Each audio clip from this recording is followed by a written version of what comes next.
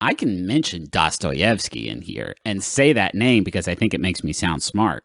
Have I read Crime and Punishment? Fuck no, it's boring. Have I read Animorphs? Yes, yes, yes, yes, yes. Yep. Hup, hup. Hello. Thanks for checking out this behind the scenes vid.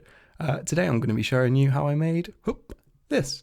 It's a real short one, but ultimately has the same process as any of my videos, and the benefit of using a 10-second animation is I can show you the whole process, start to finish. And if this turns out to be something that people are interested in, maybe I'll do more of them or start live streaming. Who knows? Anyway, let's crack on with the video. So, of course, what you want to start with is finding the audio that you're actually going to be working with. In this case, we're using Mabimbam audio, so you use your favorite search engine and simply look for the Mabimbam episode. Once you actually get to the website, there's a very helpful download button, as you can see there. You then take it over to Audacity, which is free, so anyone can download this, literally find the audio within the mess, spend a bit of time doing this, and then cut the moment you're after.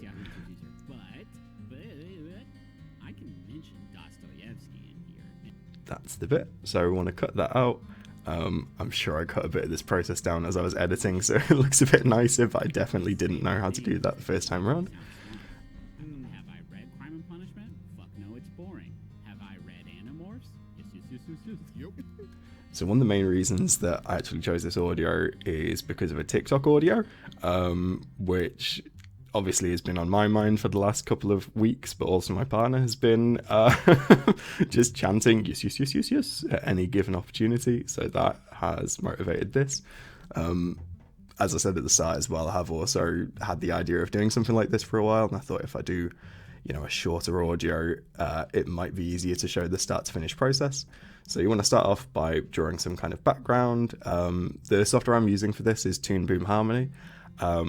It is quite expensive, so if anyone's looking to kind of start getting into animation, I'd recommend OpenToons, which is free, really good software. On their website, they're very proud of the fact that I think Studio Ghibli and Futurama used to use the software before it went open source. So yeah, OpenToons, which I guess I'll put a link below. Oh god, on my tutorial channel. Anyway, so the background I have a library of anyway, so I drew what I drew, deleted it, and then took the assets from the library in the middle. You can see all the different words there. Spend a bit of time doing the Easter eggs. The way I did the composition of this animation, one of the Easter eggs is actually gone or out of sight, so the Teresa just lives in a work of fart bit now is hidden, so that is just for the behind the scenes people. You're welcome. And then you get to drawing the characters, so half of the process is drawing a perfect circle, and once you've done that, whack some squares on them, and then that's pretty much Griffin. I have pretended that I'm going to draw each character from scratch, which I do not do. You've already seen me drag the office background and the desk and the chairs from a library, and in a moment I'll be doing the same with Griffin. But yeah, in terms of actually building the characters, I can go into a lot more detail in another video if that's something people are interested in. But it is a lot of work with kind of layers and building different limbs.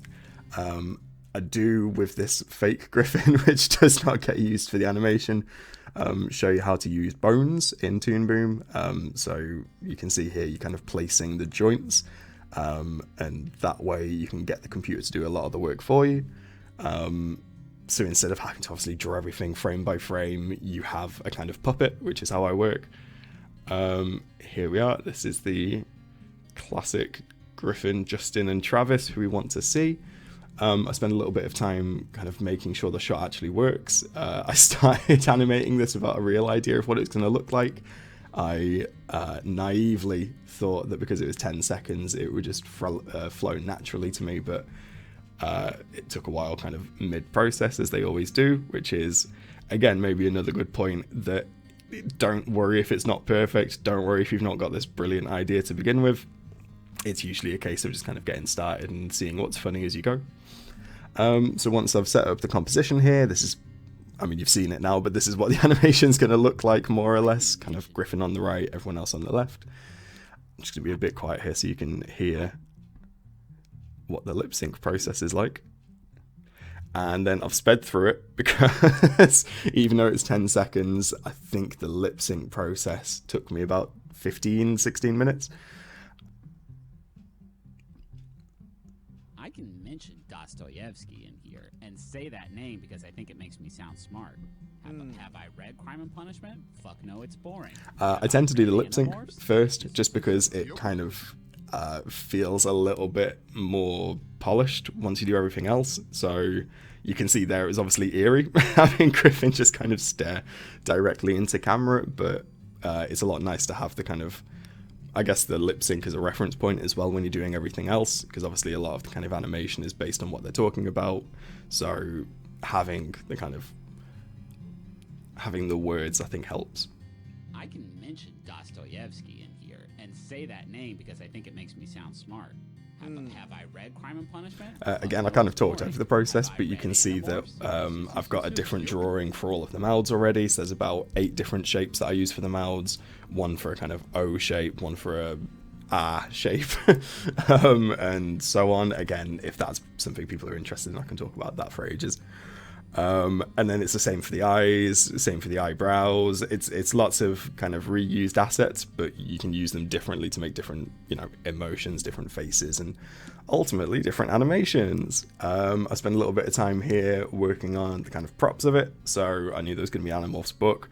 Very quickly went over to Google to find a reference point, and then realized I did it backwards. I really should have done the people first, but I came up with a fun idea of having Julia turn into Todd, so I quickly went over to another animation just to steal the drawing of that to save me having to draw Todd for the 4th time in the last few months.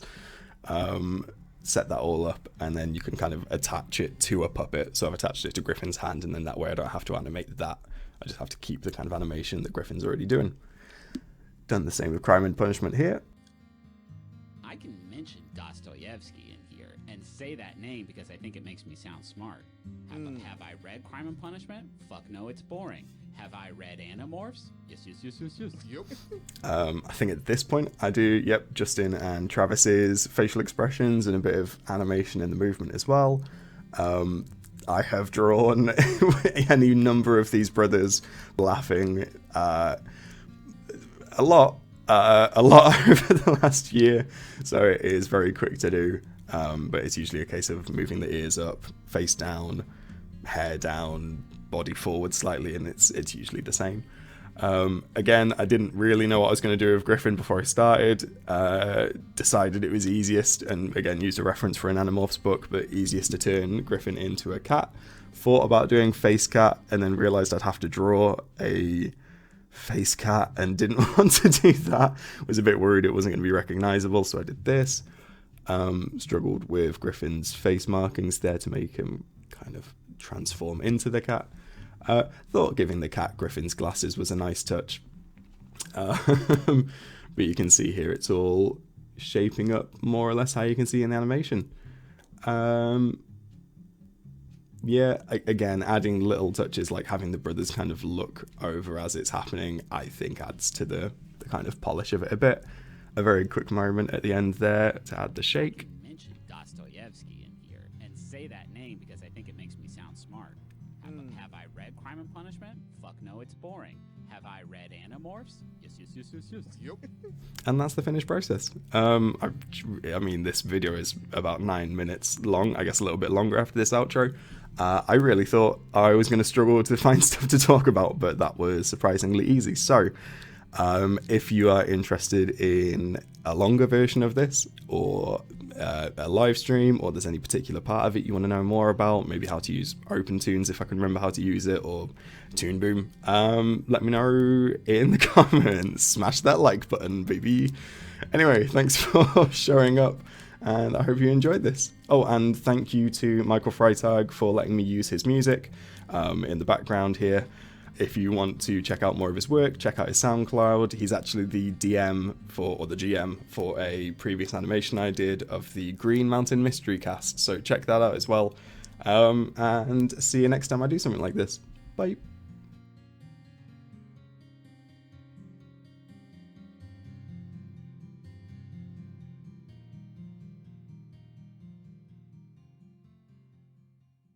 Oh wait, hold on. I forgot to make Griffin's glasses a little bit